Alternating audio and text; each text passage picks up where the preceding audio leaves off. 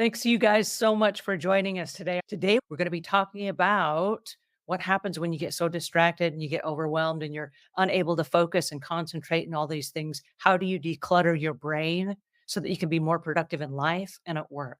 And I'm really excited today. We've got a specialist here, Kitty Andrews. Kitty, how are Hello. you today? Fantastic. Hello, hello. I'm so glad to be here. This is Kitty Andrews, and she specializes in helping people declutter their brain. And I love this topic. I can't tell you how many people have stacks of magazines. And like Kitty just mentioned, when is the last time you opened that magazine to find the recipe when you know that right now we're going to Chat GPT saying, hey, here's what's in my fridge, make me a recipe? Right? And I have a perfect little example. My very first client, very first out of the gate, we were going to do her desk, which was a huge L-shaped desk covered with papers. And when I said, all right, let's start with the first piece of paper, she relented. And we started going through it and she started seeing bank statements. I don't need bank statements. She says, utility bills, I can get them online, all of this.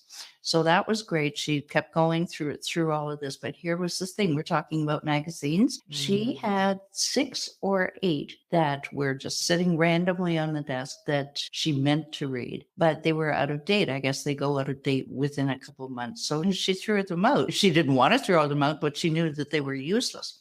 Here's the thing. She was in the store a little while later, I think it was a couple of weeks later, and she said, Kitty, my arm just started automatically reaching for that magazine. And she said, wait a minute now, I just threw away about $50 worth of these. You know what? I don't need it. I'll buy it next month. Retraining the brain. If you do that one thing at a time, do it slowly and consistently, then it's much more effective, I believe, than rushing through it or having someone come in and do it for you, which is wonderful, except you haven't taught yourself anything. You haven't taught yourself to stay in the habits that you need to stay decluttered for life. Now, you mentioned the magazines and that she decided not to buy the magazines by habit because it cost her so much money. But I'll Mhm. tell you this, I got in a really weird situation and it had nothing to do with the price, but it had everything to do with my personal value that I had put on. And I have these little notes. And so as I'm working, I scribble little notes and it's like, do this, do that. And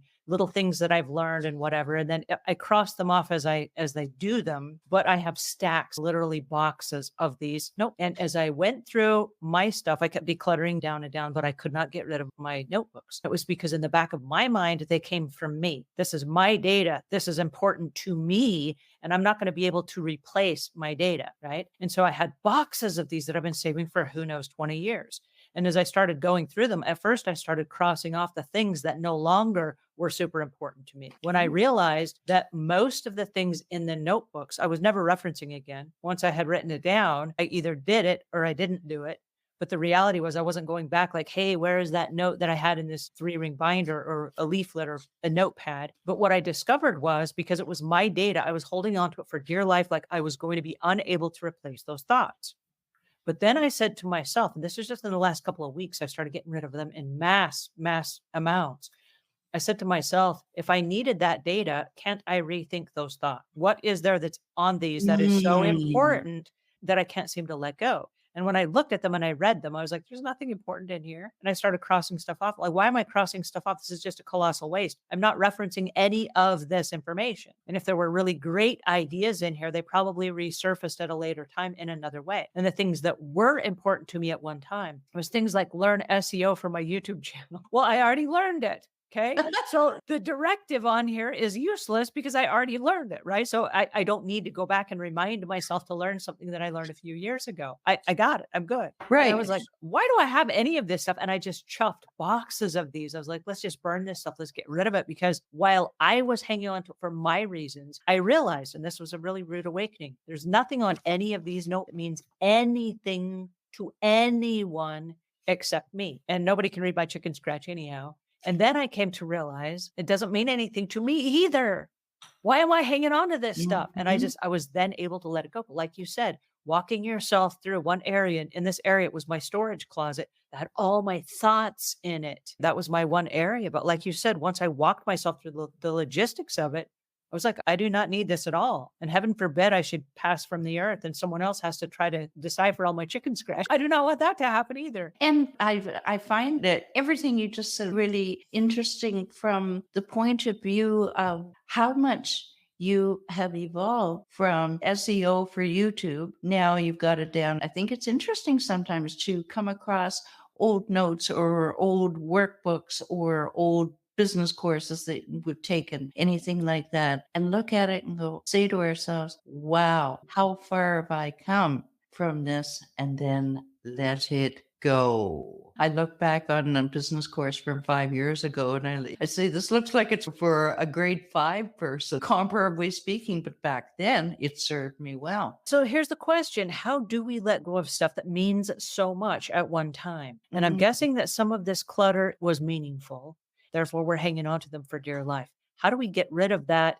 Still honor the person, but get rid of the stuff that we're holding on to that maybe doesn't mean as much to that person as it did to the person while they were living. My best answer to those questions, because sentiment items are difficult to get rid of. I use that term loosely, let go of. Say, for example, you have 2 ticket stubs. You've got one for the rock concert that you went to with your best friend, and you've got the one that you went to the Shakespeare with your, which one do you keep? So you've got that sentiment happening, which is clouding your decision-making abilities and causing decision fatigue. You mentioned about the sentiment. And the first thing that popped into my mind was a client.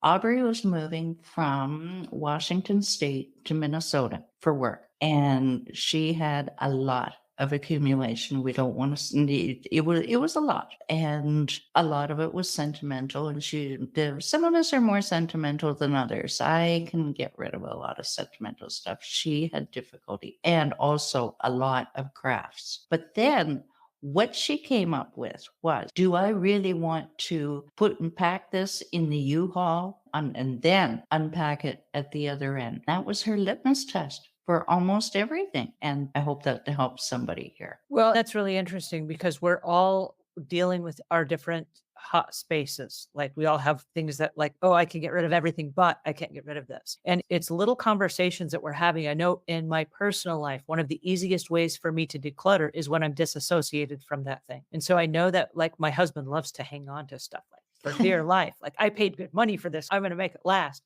But when we're out walking in the morning and we're not in the room with his high school books, which now he's had for 30 some years, that's a good time for me to ask him, hey, tell me about the high school books. Are you going to hang on to those for what purpose? And for him to not be connected in that same room, he can't touch them, feel them, see them, smell them. It's easy to say, oh, I think I'm done with them now that you mention it. Great. Without any further conversation about that, if they were to just disappear, are you okay with that? And have him say, yes, that's okay, because we're not in that space, right? But if you were to go back home and go into that room and hold the books, he's like, oh, no, I should hang on to them for a little longer. Why? I don't know. There's no good logical reason. But I've learned to ask questions like that when we're out walking and doing our morning walk. And then when I come home and he goes off to work, I'm like, let me hurry and get rid of those books, before he changes his mind. So I think there's something to be said about that as well, where you're not just so sentimentally connected or attached to that item. That is a wonderful point. Your brain just gets overwhelmed looking at it, and of course the sentiments do arise, and that's a wonderful technique that you have to get away from the situation, just dissociate, and then your brain can think more clearly. It's not overwhelmed. Thank you so much for joining us today, and thank you, Kitty Andrews. I really appreciate it. Thank you, Angela. All right, you guys have a great day, and we'll see you again.